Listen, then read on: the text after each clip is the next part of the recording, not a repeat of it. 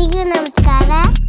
Welcome back to Billy kitchen and blogs. ನಾನಿವತ್ತು ಪ್ರಸಾದ ರೂಪದಲ್ಲಿ ಮಾಡುವಂತಹ ಅವಲಕ್ಕಿಯನ್ನು ಹೇಗೆ ಮಾಡ್ಕೊಳ್ಳೋದು ಅಂತ ತೋರಿಸ್ಕೊಡ್ತಾ ಇದ್ದೀನಿ. ಪೂಜೆಗಳಲ್ಲಿ ಇದನ್ನು ಉಪಯೋಗಿಸ್ತಾರೆ. ನಾನಿಲ್ಲಿ ಒಂದು ಇಡೀ ತೆಂಗಿನಕಾಯಿಯನ್ನು ತೊಗೊಂಡಿದ್ದೀನಿ. ಅದನ್ನು ತುರಿದಿಟ್ಕೊಂಡು ಈ ರೀತಿ ಹಾಕ್ಕೊಂಡಿದ್ದೀನಿ. ಅದಕ್ಕೆ ನಾನು 1 ಕಪ್ಪಿನಷ್ಟು ಬೆಲ್ಲ ಹಾಕಿದ್ದೀನಿ. ಹಾಗೆ ಕಪ್ಪು ಎಳ್ಳನ್ನು ಯೂಸ್ ಮಾಡಿದ್ದೀನಿ. ಅದ್ರ ಜೊತೆ ಏಲಕ್ಕಿ ಪೌಡರು ಹಾಗೆ 1 ಸ್ಪೂನು ತುಪ್ಪವನ್ನು ಕರಗಿಸಿ ಹಾಕ್ಕೊಂಡಿದ್ದೀನಿ. ಇದೆಲ್ಲವನ್ನು ನೀಟಾಗಿ ಮಿಕ್ಸ್ ಮಾಡ್ಕೋಬೇಕು. ಈ ಅವಲಕ್ಕಿ ಏನಿದೆ ಪ್ರಸಾದ ರೂಪದಲ್ಲಿ ಕೊಡ್ತಾರೆ, ದೇವಸ್ಥಾನಗಳಲ್ಲಿ ಕೊಡ್ತಾರೆ. ಹಾಗೆ ಮನೆಯಲ್ಲಿ ಯಾವುದಾದ್ರೂ ವಸಂತಗಳು ಅಥವಾ ಪೂಜೆಗಳು ಏನಾದರೂ ಇದ್ದರೆ ನೈವೇದ್ಯಕ್ಕೆ ಈ ಅವಲಕ್ಕಿ ಪ್ರಸಾದವನ್ನು ಮಾಡ್ಬೋದು. ಇಲ್ಲಿ ನಾನು ಪೇಪರ್ ಅವಲಕ್ಕಿಯನ್ನು ತೊಗೊಂಡಿದ್ದೀನಿ. ಇದನ್ನು ಕೂಡ ಇವೆಲ್ಲವನ್ನು ಚೆನ್ನಾಗಿ ಮಿಕ್ಸ್ ಮಾಡ್ಕೋಬೇಕು. ಎಷ್ಟು ಚೆನ್ನಾಗಿ ಮಿಕ್ಸ್ ಮಾಡ್ತೀವಿ ಅಷ್ಟು ಚೆನ್ನಾಗಿ ಅದರ ರುಚಿ ಬರುತ್ತದೆ.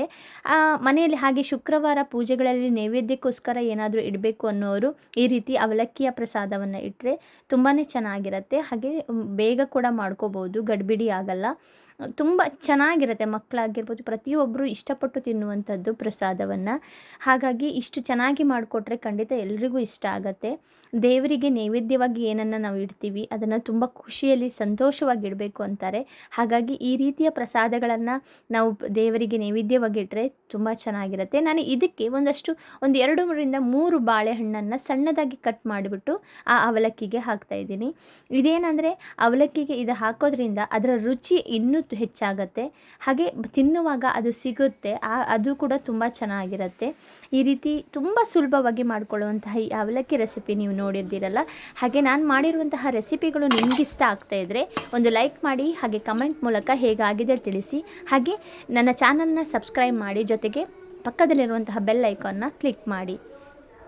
ನೀವು ನೋಡ್ತಿರ್ಬೋದು ಎಷ್ಟು ಚೆನ್ನಾಗಿ ಬಂದಿದೆ. ನಾನು ಶುಕ್ರವಾರ ಪೂಜೆ ಮಾಡುವಾಗ ನಾನು ಇದನ್ನು ಪ್ರಸಾದವಾಗಿ ಇಟ್ಟಿದ್ದೆ. ತುಂಬ ಚೆನ್ನಾಗಿರುತ್ತೆ. ನಾವೇನೆಂದರೆ ಪೂಜೆ ಮಾಡೋದು ಕೂಡ ಮನಃ ಶಾಂತಿಗೋಸ್ಕರ. ಅದರ ಜೊತೆ ಇದು ಕೂಡ ನಮಗೆ ಒಂದು ಖುಷಿಯನ್ನು ಕೊಡುತ್ತೆ. ಪ್ರೀತಿಯಿಂದ ಮಾಡಿಕೊಡುವಾಗ ತುಂಬ ಖುಷಿ ಇರುತ್ತೆ.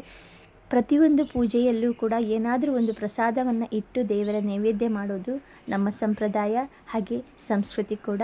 ನಮ್ಮ ರೆಸಿಪಿ ನಿಮ್ಗೆ ಇಷ್ಟ ಆದರೆ ನನ್ನ ಚಾನಲ್ನ ಸಬ್ಸ್ಕ್ರೈಬ್ ಮಾಡಿ.